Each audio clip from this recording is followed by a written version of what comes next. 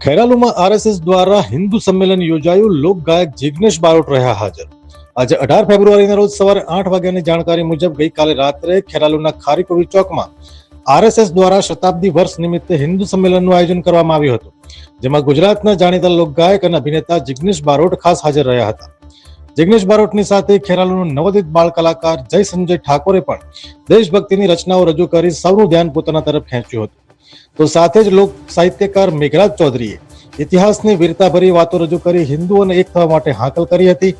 ઇતિહાસની વાતો અને નાટકો દ્વારા સમાજને એક કરવા માટે વસંતગીરી ગોસ્વામીના માર્ગદર્શનમાં તેમની ટીમે પણ આધુનિક જીવનની હકીકત રજૂ કરતા નાટકો ભજવી દર્શકોને બાંધી રાખ્યા હતા.